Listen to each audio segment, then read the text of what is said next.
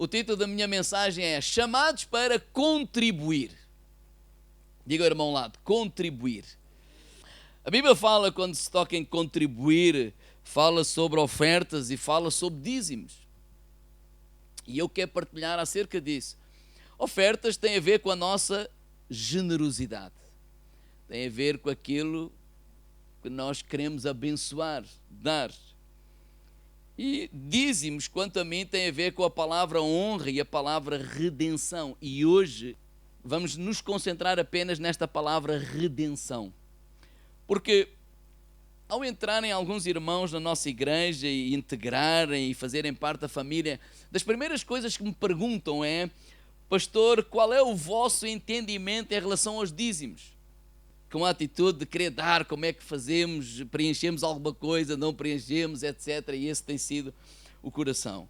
E como ao falar de igreja, a parte do contribuir é importante, eu pensei, olha, Deus colocou no meu coração já há algum tempo, incluir uma mensagem acerca de dízimos nesta série. Porque o meu entendimento, eu vou já dizer assim, nós cremos em dízimos, nós praticamos e nós acreditamos que é para hoje, nos dias de hoje, nova aliança. É isso que eu creio. Agora, quando dizemos isso, alguém um dia disse, claro, senão como é que vamos pagar as contas? Essa mentalidade eu já não creio. Eu não creio em nós fazermos alguma coisa porque temos contas para pagar. E eu penso que nestes 8 anos que nós estamos aqui, e isso não é só destes 8 anos, esta igreja já vem assim de trás. Mas vou falar de mim. Vocês já perceberam que esse não é o nosso coração. O foco não é o dinheiro. A nossa mentalidade é que a igreja vive com o que tem. Não é? De acordo com a generosidade que as pessoas dão, a igreja vive. Se ela tem possibilidade de ter os pastores a tempo integral, pois eles estão a tempo integral. Se ela não tiver, eles não estão, como em muitos outros sítios não estão. Se ela tem possibilidade de ter uma carrinha como nós temos, glória a Deus, ela tem. Mas se não tiver possibilidades, ela não tem. Se tivermos possibilidades de comprar um som melhor, nós compramos. Se não tiver possibilidade, digo agora ao lado, não se compra. Ou seja, tem-se um som pior. Ou seja, nada disso, o dinheiro nunca nos vai impedir de pregar o evangelho e de ser igreja. Agora vamos ter mais ou menos condições. E porquê que eu estou a dizer que eu tenho feito isso? Porque ao longo destes 8 anos, a nossa maneira de gerir tem sido assim. O foco não é ter projetos especiais. Irmãos, vamos ter este projeto, vamos dar, vamos fazer, vamos acontecer. Nenhum de vocês que estão cá há mais tempo tem visto que não funcionamos assim. Nós fazemos as coisas e depois dizemos, olha, está-se a fazer e quem quiser contribuir, quem não quiser. Ou seja, não há essa pressão, porque eu creio que nesta área do contribuir, o foco, digo ao irmão ao lado, não é o dinheiro. E o foco não pode ser nós. E agora vamos aqui fazer as duas partes. Nem para a igreja e o pastor, com ganância para ter mais isto ou para ter mais aquilo, porque isto não é sobre nós, é sobre Deus. Nem para os irmãos incutir esta ganância que dízimos e ofertas é um meio de enriquecimento. Ou seja, uns jogam no Euromilhões, a gente joga no dízimo e na oferta. Mas não é. Porque aí o foco somos nós, o foco sou eu ter mais isto, ter mais aquilo e ser... E uma das coisas que vocês têm percebido é que eu tenho partilhado muitas vezes e uso mesmo, isto não é sobre nós. Não é sobre nós, não é sobre eu, sobre vocês enriquecermos. Não é sobre nós nos tornarmos grandes, não é sobre nós fazermos isto ou aquilo. Deus quer suprir as nossas necessidades? Claro que sim. Deus quer nos dar o pão nosso cada dia? Claro que sim. Mas não é sobre nós, é sobre Deus. E é por isso que nós vamos então ministrar hoje. Malaquias capítulo 3, verso 6, eu acho que é importante para sustentar porque é que eu creio em dízimos, porque é que eu creio, porque é que eu pratico e porque é que eu acredito que é para os dias de hoje. E qual é o coração ao fazer isso. Malaquias 3, versículo 6, eu sou o Senhor, não mudo. Por isso, eu estou a ler na versão livre. Por isso é que vocês ainda não foram totalmente destruídos. Temos aqui a ver a graça de Deus, não é? Ainda que tenham feito troça das minhas leis logo desde os primeiros tempos, mesmo assim ainda podem voltar para mim, diz o Senhor dos Exércitos. Venham e vos perdoarei. Mas vocês dizem, nós nunca te abandonamos. Não é? Roubará o homem a Deus, mas vocês roubam-me. Quem quer dizer, que quer isso dizer? Como é que nós te roubamos? Nos dízimos e nas ofertas que me devem. Esta mentalidade está intrínseca aqui que o povo estava a roubar a Deus. Então eu não vou falar do dízimo na velha aliança, porque a grande discussão nos dias de hoje não é se é da velha aliança, é se é da nova aliança. E muitos dizem que não é, e que não é para hoje, etc. E glória a Deus, cada um é que sabe. Agora eu vou partilhar qual é a nossa mentalidade. Jesus faz declarações, para mim, claras acerca de alguma coisa que pertence a Deus. A primeira dela é em Mateus capítulo 22, versículo 19, quando Jesus é confrontado com uma pergunta. Olha, será que é lícito pagar impostos, o tributo a César? Foi só o que foi perguntado. Claro que eles estavam a tentar Jesus em alguma coisa contra César e contra Roma, etc. E Jesus, ele pede uma moeda. Olha, qual é a fotografia que está aqui? É de César. E ele diz, dai a César o que é de César e a Deus o que é de Deus. Não lhe foi perguntado nada acerca de Deus. Mas eu creio que Jesus, ele é intencional em tudo aquilo que fala. Ou seja, assim como é devido nós pagarmos impostos, aqui para mim o que fica muito claro é que há alguma coisa que pertence a Deus que ele disse a eles, vocês deviam de pagar a Deus, usando esta expressão que ele usou, porque ele sabia que quem relativizava a área do imposto para Roma, ele relativizava também aquilo que pertence a Deus. A segunda, que eu creio que Jesus aprova o dízimo, é aquele versículo que nós conhecemos, Mateus 23, 23. É uma coisa interessante que eu vejo, é que Jesus está sempre a confrontar os fariseus. Ele está sempre a confrontá-los. Ou eles faziam a coisa errada, ou eles faziam a coisa certa, e mesmo quando faziam a coisa certa, ele confrontava-os. Porquê? Porque estavam a fazer a coisa certa da maneira errada, com a atitude errada. Uma delas, por exemplo, é as esmolas. Dar esmolas, orar e jejuar. São três coisas corretas ou não?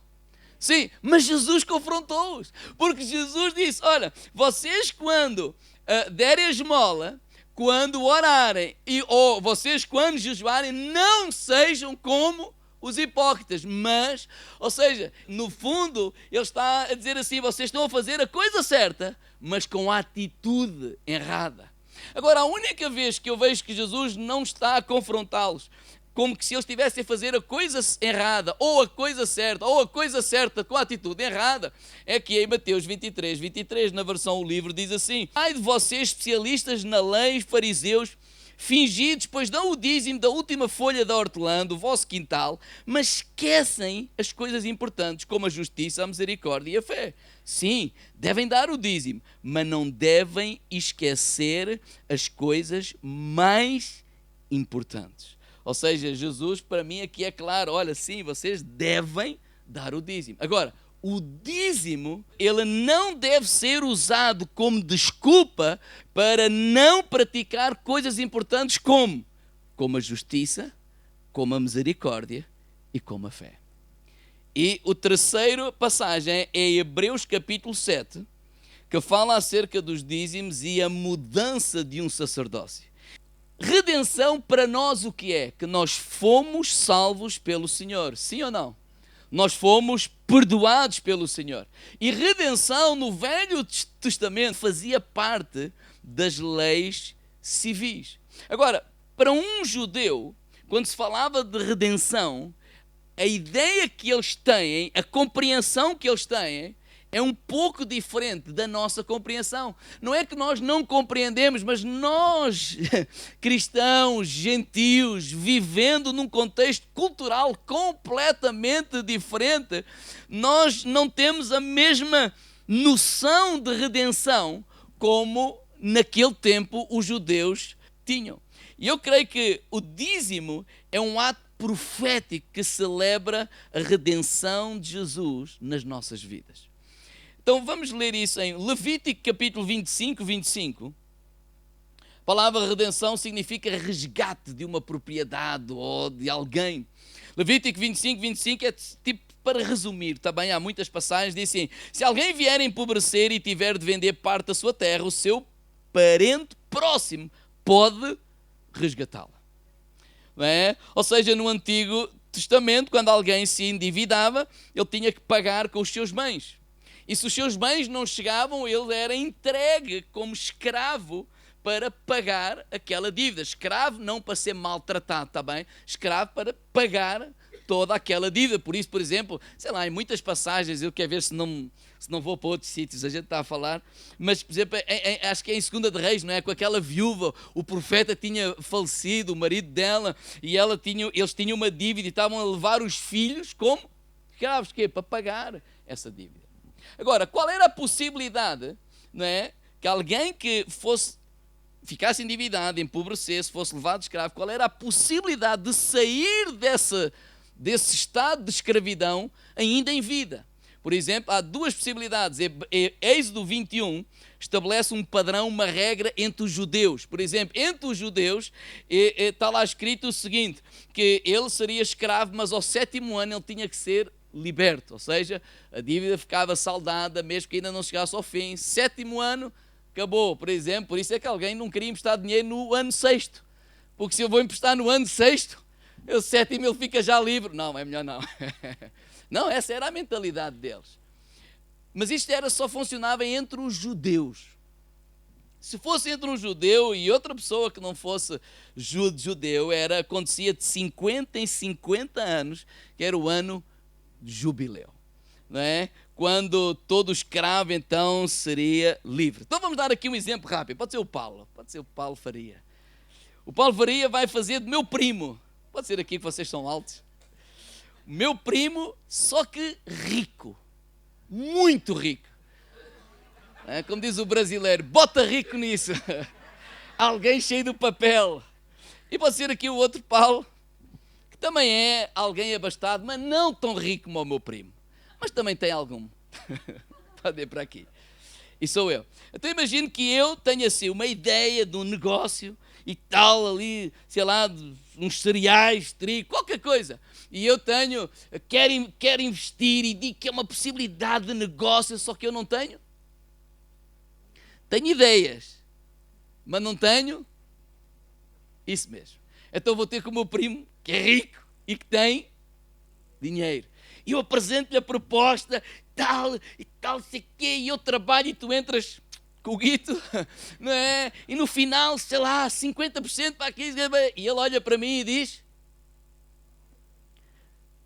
Ele diz assim, não, eu não enriqueci a correr riscos. E eu, não, mas sei quê, e estou ali e tal, até que fico zangado com ele. Pai, nós dois, fico zangado com ele, vou-me embora. E encontro outro. E falo da mesma forma, estou zangado com o meu primo. Falo da mesma forma e tal, o negócio e tal, e este. Começa ali a pensar, ele diz, pá, eu até entrava, mas eu também não corro riscos. E ele diz, não, mas eu corro risco e tal, eu meto a cabeça no cepo e tal, quanto é que precisas? X, dá cá.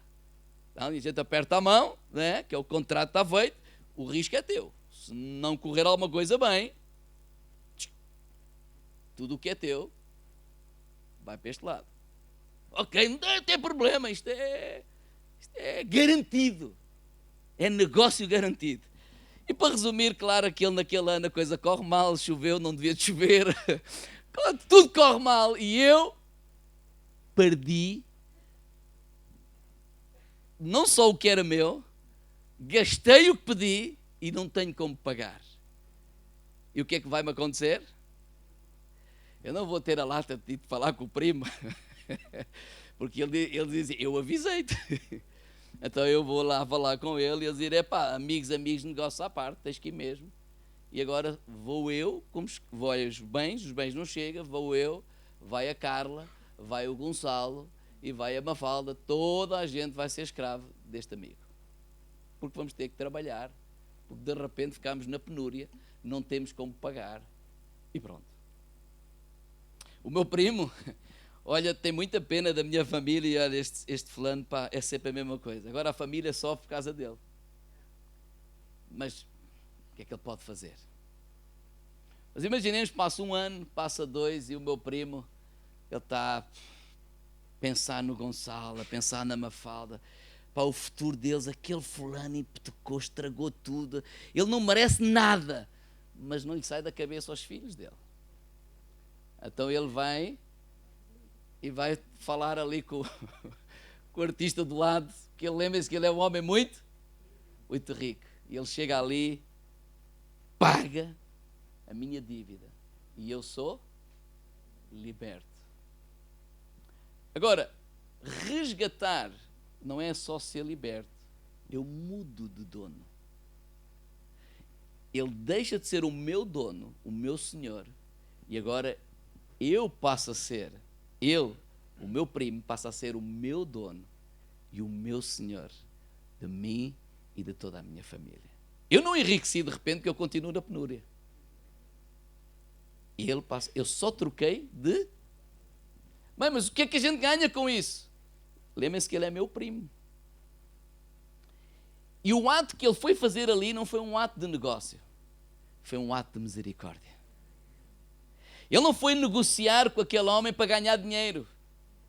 Ele, por misericórdia à minha família, ele foi-me resgatar daquele lugar e me trouxe. Então, embora eu legalmente ele seja o meu dono, mas ele agora trata-me como família. Eu vou ter que continuar a trabalhar. Ele é o meu senhor, mas ele agora me trata como família. Podem sentar, obrigado.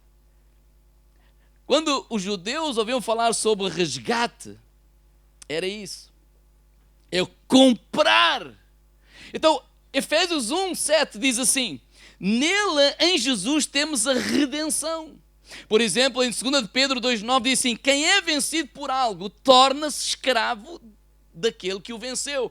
Por outras palavras, o que o Pedro está a dizer é que um homem, quando pecou, tornou-se escravo do pecado e tornou-se escravo de Satanás. Nós éramos escravos não apenas do pecado, mas nós éramos escravos de Satanás, como diz aqui lá em 2 de Pedro. Então, o que Cristo veio fazer por nós foi nos resgatar dessa escravidão. Tanto que em Apocalipse 5, 9 e 10, a palavra do Senhor diz assim: e cantava um cântico novo, dizendo: digno é o Cordeiro de tomar o livro e abrir os seus selos, porque foste morto e com o teu sangue compraste para Deus homens de todas as tribos, línguas, nações e povos, e para nosso Deus os fizeste reis e sacerdote, e eles reinarão sobre a terra. Nós fomos, diga, comprados.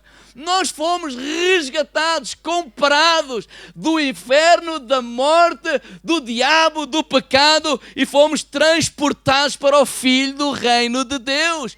Porquê? O que é que Jesus fez? Pagou a dívida. E isso está, por exemplo, para resumir, Colossenses 2,14. Deus anulou a conta desfavorável das nossas dívidas, a qual nos condenava segundo a exigência da lei, e Ele acabou com essa conta, pregando-a na cruz. Então a obra da cruz o que é? É um pagamento de uma dívida. E essa dívida que nós jamais conseguiríamos pagar, porque lembrem-se, eu fiz este exemplo, mas eu esqueci-me de um pormenor. Eu tenho 49 anos. Se imaginemos que o jubileu foi há 1 ano atrás, e eu agora vou ter que trabalhar para ele até quando? Até aos 90 e... Quem é que quer ser livre aos 99? Um velhinho com 99 quer é que cuidem dele. Ou seja, a possibilidade de eu sair daqui era zero. Zero. E é isso que Cristo fez por nós. Quando Cristo veio, Ele comprou. Então Jesus está a comprar quem? Diga assim: é a ti e a mim. Jesus nos comprou. Comprou para quem? Para Deus. Então nós agora só mudamos de dono. Não, pastor, nós somos livres. É aqui está o problema. É aqui que começa o problema de muitos cristãos. Nós somos livres. Cristo nos libertou e verdadeiramente somos livres. Não!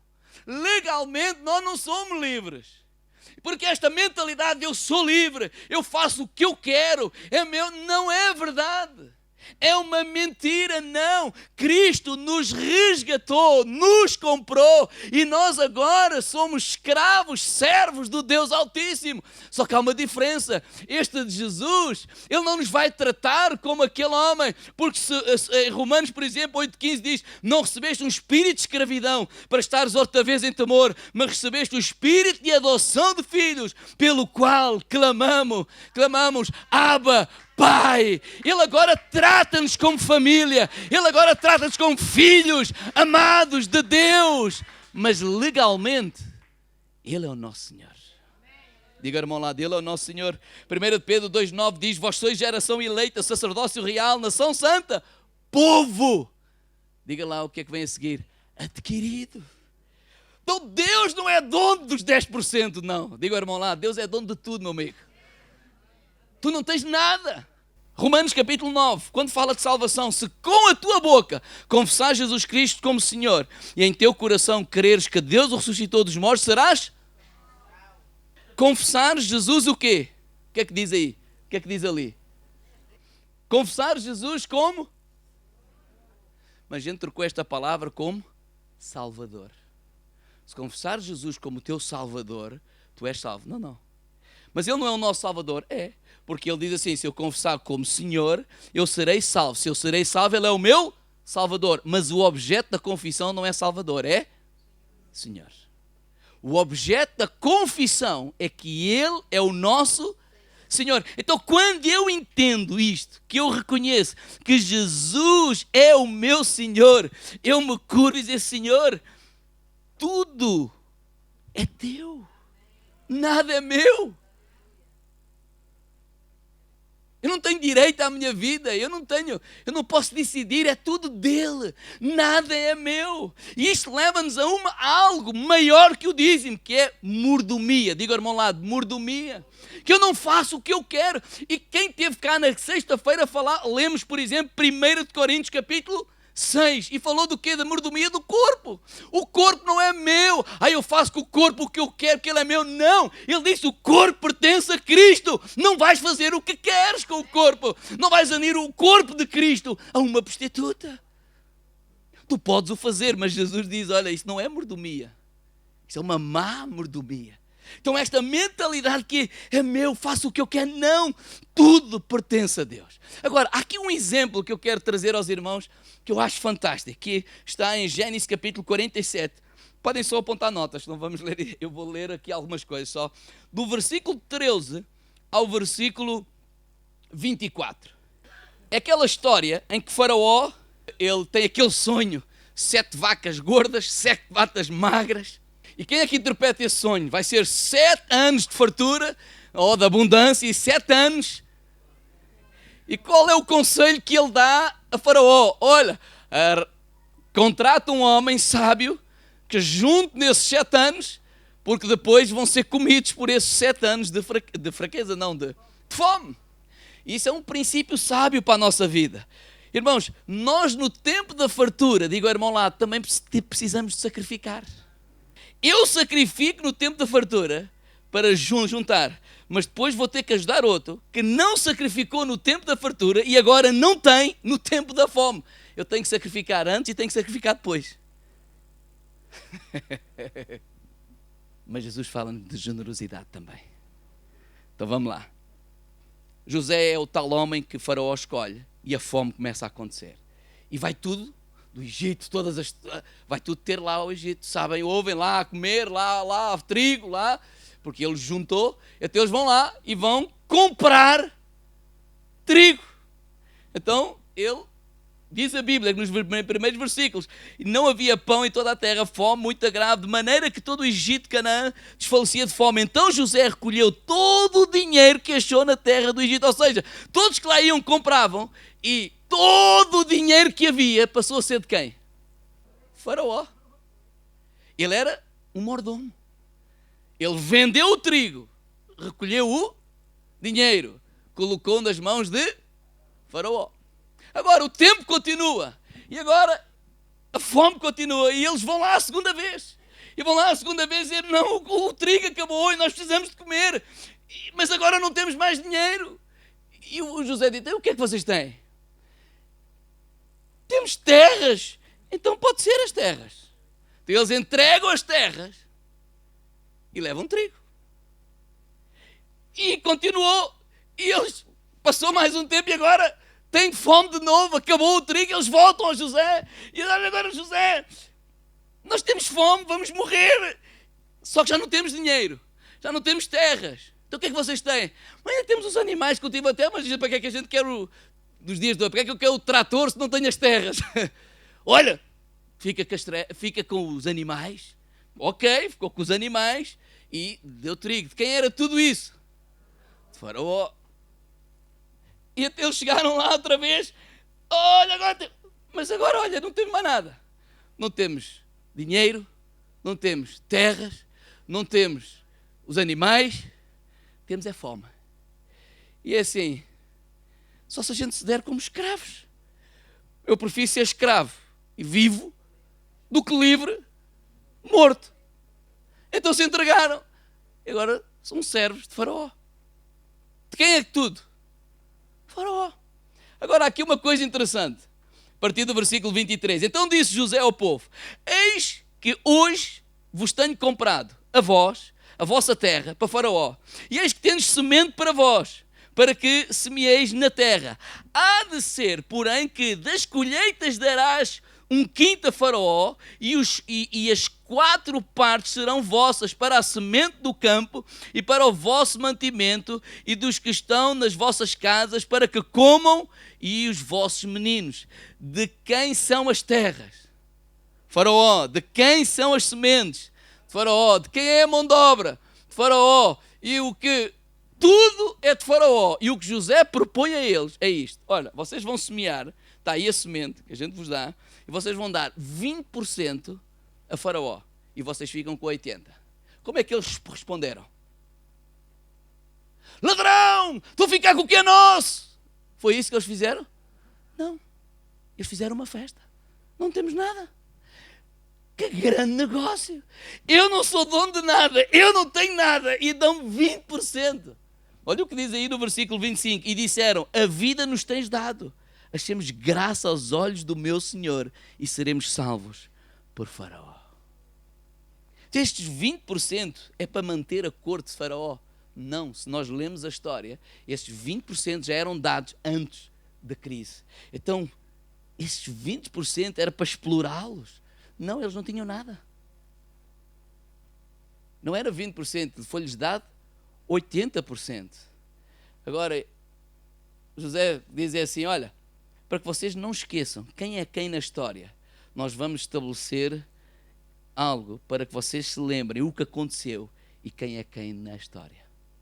E há uma frase que eu quero dizer aos irmãos, que é esta: todo o favor que nós fazemos que não é lembrado, não é um favor, ele acaba obrigação. E eu vi isso muito bem nos anos que trabalhei na ação social com o Banco Alimentar em Caldas da Rainha. Tudo o que é feito voluntariamente e é uma ação de bondade, quando isso não é lembrado às pessoas ainda vêm exigir. É a vossa obrigação. Sim, onde? Anda cá. Não. Tu tens que mudar a tua atitude. Não é obrigação, nós não temos obrigação nenhuma de te dar nada. Nós estamos a fazer isto com um ato de voluntariedade. Voluntário. Sabe o que é que ele está a dizer? Tudo o que não é lembrado e que é ato de bondade vira obrigação.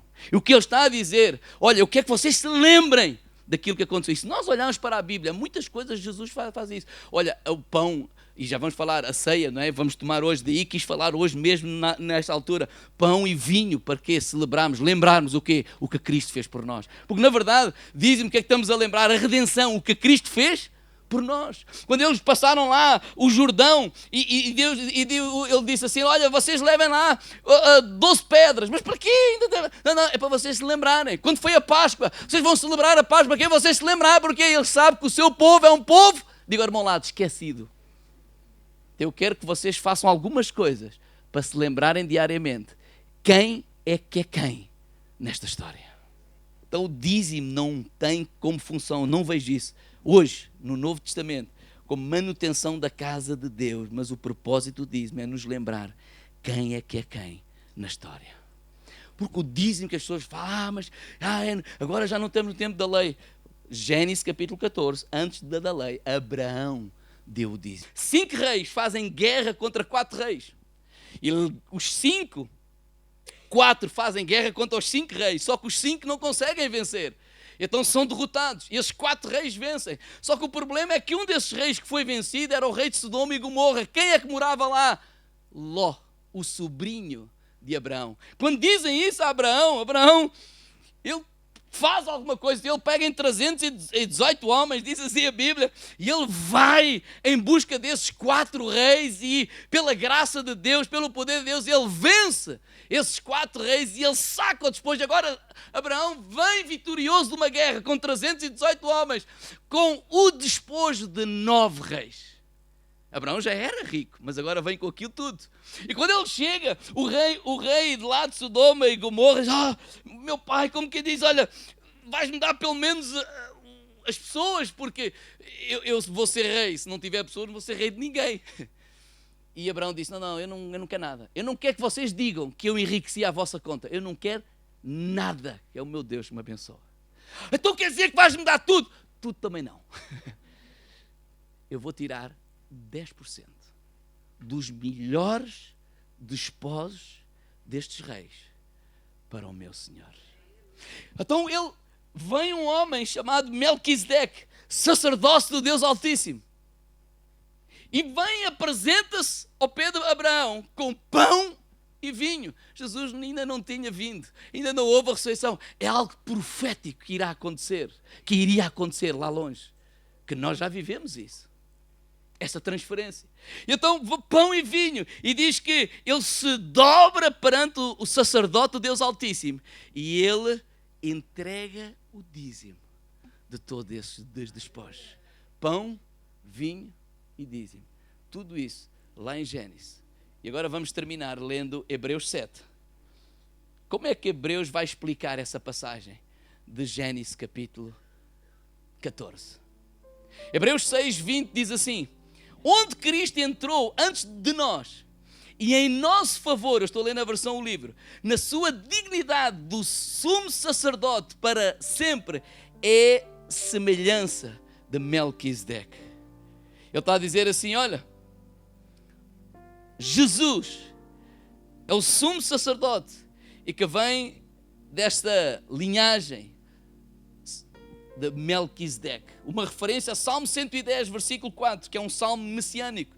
Depois de mencionar que Jesus é o sacerdote segundo a ordem de Melquisedeque, isso é profetizado no Velho Testamento. Então Hebreus 7.1 diz assim: este Melquisedeque era rei da cidade de Salém, também sacerdote do Deus Altíssimo, quando Abraão regressava vitorioso de uma grande batalha contra vários reis. Melquisedeque saiu-lhe ao encontro e abençoou.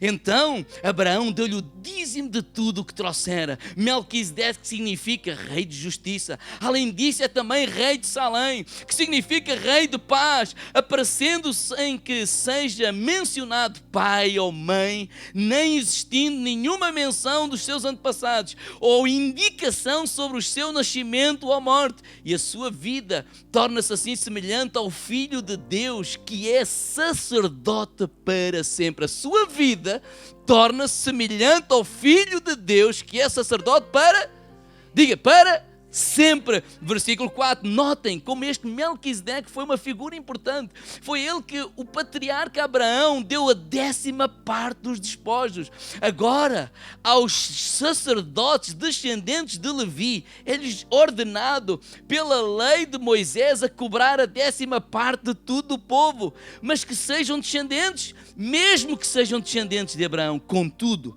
Melquisedeque, que nem tinha nada a ver com Levi, deu o dízimo, recebeu o dízimo de Abraão e abençoou, sendo este quem tinha já recebido as promessas de Deus. Sem sombra de dúvida, a pessoa que tem o poder de abençoar é maior do que a pessoa que é abençoada. Ele está a dizer, olha, sem dúvida nenhuma que este Melquisedeque, ele era maior que Abraão, porque o patriarca Abraão, ele se curvou em adoração a esse homem. Versículo 8, lembremos que os sacerdotes judaicos que recebiam os dízimos do povo eram simples mortais, porém, de Melquisedeque não nos é dito que tenha morrido. Poderemos, ou seja, versículo 9 e 10, ele agora está a fazer uma alegoria, ou seja, poderemos então dizer isto, versículo 9, ainda dizer que o próprio Levi, o antecessor dos sacerdotes, que cobrava os dízimos, pagou ele próprio o dízimo a Melquisedeque, na pessoa de Abraão, seu antecessor. Pois, embora Levi não fosse ainda nascido, a semente dele estava nos lombos de Abraão, quando Melquisedeque lhe cobrou o dízimo. Vamos terminar dizendo assim, o que ele está aqui a dizer é, quando Abraão se curva perante Melquisedeque, diz que Levi se curva com ele. Levi ainda nem tinha nascido. É algo profético. Porquê que não tinha nascido? Levi é o bisneto de Abraão. Ainda não tinha nascido o Isaac. O Isaac ia gerar Jacó e Esaú. De Jacó ia ser mudado o nome para Israel. Ele ia ter 12 filhos homens. E um deles chamaria-se Levi, que foi a tal tribo, os descendentes, que será dado o seu sacerdócio. Deus está a dizer que quando Abraão se curva, o sacerdócio de Levi, que procede dele, se curva também diante dele, que testifica que vive, e Levi, na pessoa de Abraão, entrega o dízimo a Melquisedeque. É como que há uma transferência de uma velha aliança por uma nova aliança. Quando Abraão se curva, essa velha aliança que é representada por Levi, se curva também. Eu não tenho que receber, eu não posso receber os vossos dízimos, vocês não vão pagar para mim, para isto ou aquilo. Não, todos nós juntos vamos se dobrar e honrar o nosso Senhor, sacerdote Jesus Cristo. Então é uma atitude de agradecimento. É uma atitude, irmãos, dízimo não é uma obrigação. Eu sou obrigado. Não sou obrigado nem ao dízimo, nem a nada. E quem trabalha connosco sabe que nós não posso brincar com uma coisa ou outra, mas a gente não pergunta se para servir ele tem que dar o dízimo, é entre ti e Deus. Sabemos que muitos deles dão por causa das transferências, por causa, faça a contabilidade porque a igreja é pequenina, não é? No sentido por causa daquilo do IRS, etc. Mas não damos porque temos medo da maldição. Até porque em Cristo nós somos abençoados. Quando lá em Malaquias, que ele repreende o devorador, sabe porquê que ele repreende o devorador? Vocês já pensaram que quando alguém está-se a pôr contigo, está-se a pôr com quem? Diga lá ao irmão lá, Deus sempre vai defender o que é seu. Sempre. Por isso é que quando o injuriavam, ele entregava-se. Por isso nós não devemos ir para as ruas e fazer isto, fazer aquilo. Porquê? Porque eu pertenço ao Senhor. Estão-se a pôr comigo, estão-se a pôr com a minha casa, estão-se a pôr com a sua igreja, estão-se a pôr com Deus, porque Ele é o dono da nossa vida. E Ele vai sempre proteger quem lhe pertence. Então não o damos com medo de devoradores. O dízimo é muito mais do que manter a casa do Senhor. O dízimo é um reconhecimento do que Ele fez por nós. Para nós reconhecermos quem é quem nesta história. E eu sei que nós hoje damos, e não está mal fazê-lo, atenção. Por transferência bancária, por MBWay, é tudo muito mais rápido. Mas eu quero encorajar a nós não perdermos o hábito de ensinar os nossos filhos. De nós podemos, sei lá, ajoelhar-se, pegar nos 10%, dizer assim, olha, quero lembrar quem nós somos. Isto é para nos lembrarmos. Quem é que nos resgatou? O que é que Ele fez por nós? E vamos agradecer a Deus. Pai, obrigado. Obrigado pelo privilégio de ser chamado teu filho. Obrigado, Senhor, pelo privilégio que eu não tenho direito a nada. Tu me resgataste. E tu me devolves 90%. Mas esses 90% eu reconheço também não são meus. Então eu vou-te pedir, dá-me sabedoria para o gerir. Dá-me sabedoria para eu ser um bom mordomo. Eu não quero fazer, Deus, o que eu quero, não. Eu sou teu. Dá-me sabedoria. Dá-me graça. Irmãos, a questão não é dinheiro. Porque o dinheiro a gente pede, faz campanhas. Não é importante fazer a coisa certa. É importante fazer com a atitude Estou-me a extorquir, isso aqui, que chatice, tem que dar. Digo ao irmão ao lado, não tens. A gente vai viver com o que há, irmãos. Há mais, vives com mais, há menos, vives com menos. Uma coisa te garanto, vamos continuar a pregar o Evangelho. Estamos a desonrar o nosso Deus. Estamos a esquecer quem nós somos. Estamos a esquecer o que Ele fez por nós. E eu quero me lembrar disso para mim próprio. Porque eu não sou aqui um pedinte. Eu estou aqui para pregar o Evangelho de Jesus Cristo. Eu não posso receber os dízimos. Ninguém me dá dízimos. Eu não faço parte do sacerdócio de Davi. Isso sou. Mas junto convosco, nós nos curvamos perante o sacerdócio de Jesus e dizer: Senhor, tudo é teu. E eu te estou tão grato. Estou tão grato. Estou tão grato. Toma a minha vida nas tuas mãos, Senhor. Nós é que precisamos nos lembrar. Deus não se esquece quem Ele é. Nós é que nos esquecemos. Quando Ele manda tomar a ceia e vamos o fazer já de seguida. Ele não se esqueceu do que fez por nós. Nós às vezes é que esquecemos do que Ele fez por nós. Agora, há igrejas avarentas, pessoas. Há pessoas, há pastores, há vigaristas, há tudo. Mas nós não podemos confundir as coisas. Temos que estudar. Temos que procurar. E temos que saber o que é que estamos aqui a fazer.